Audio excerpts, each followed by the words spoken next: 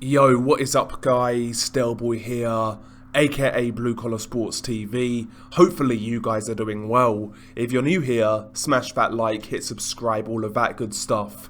So, on the 11th hour, Dillian Whyte signs the contract to fight WBC champion Tyson Fury. Of course, Dillian Whyte is WBC mandatory, and it was coming down to the wire. As we know, Dillian had until the 21st to sign that contract, and, he left it down to the wire. But he signed, and the fight is on. I have to say, when all of this was going on, I have said on my channel that I was pretty confident that Dillian Whyte would sign for this fight.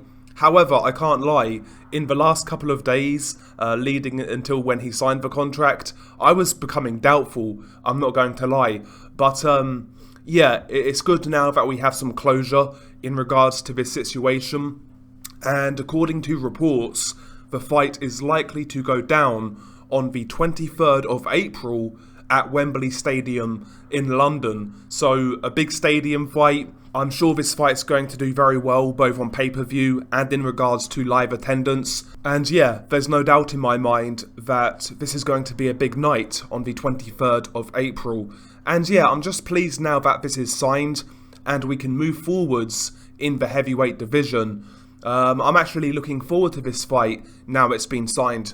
Of course, I make Tyson Fury a favourite in this one, as do most people. I think he should win this fight. But Dillian Whyte is a type of guy, in my opinion, where you can't really take your eye off a ball. He is experienced, Dillian Whyte. He has been in there with some decent competition in recent years. Of course, Dillian has heart. We've seen that throughout his career. He's been off the floor to win fights, etc. He's been hurt and won fights. Of course, on top of that, Dillian Whyte does carry power, particularly in his left hook, but even his straight right hand. So Dillian is dangerous, he is limited, but he is dangerous. So Tyson Fury definitely needs to take Dillian seriously, otherwise this could be a banana skin type of occasion. I think Tyson will take Dillian seriously. At the end of the day, it's a big fight. I'm sure Tyson Fury will get up for it. There's no reason why he shouldn't. At the end of the day, it's the biggest fight in the UK this year, because I don't think we're going to get undisputed, quite frankly, this year, especially not in the UK. So in regards to UK fights, this is probably the biggest fight of the year in this country, so I've got no reason to believe that Tyson's not going to be up for this. I mean, if you're not up to fight at Wembley Stadium in front of 80,000 people on pay-per-view, then, you're not going to be up for much, are you? So yeah, I mean, I'm picking Tyson Fury to win this fight, but Dillian Whyte definitely poses some risk. A lot of people are out there saying Dillian has no chance. I disagree with that. I mean, this is the heavyweight division.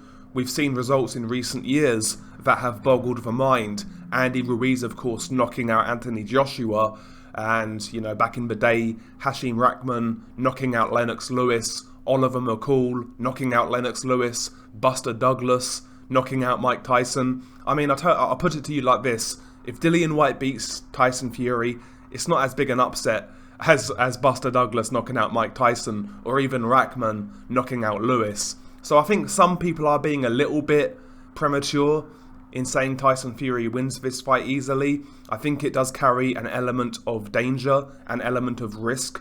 What I will say is this: the Tyson Fury pre-comeback, I think that version of Tyson Fury plays with Dillian Whyte.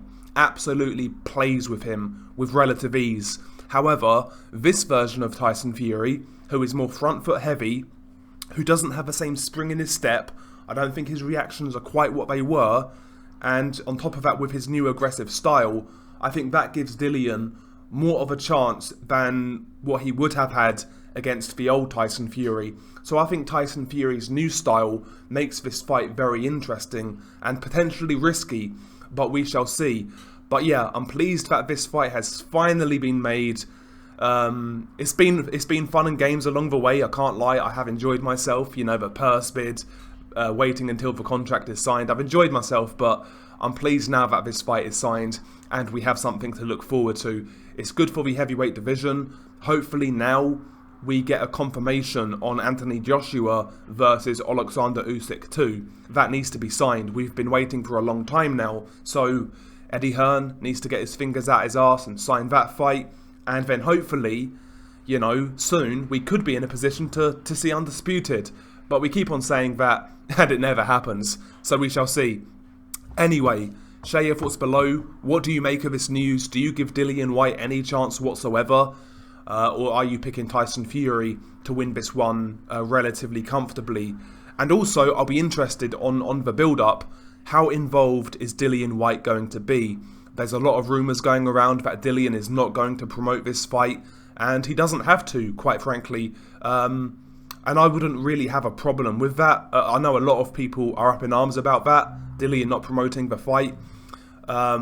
I still don't think it's necessarily the right thing to do. Not from a moral standpoint, but what I mean by that is you're not just promoting the fight, you're promoting yourself, and this is the biggest stage Dillian has ever been on. So I think if he steps back and doesn't promote this fight, I think he's shooting himself in the foot a little bit, to be honest. I would still promote this fight because not only are you promoting the fight, you're promoting yourself, right?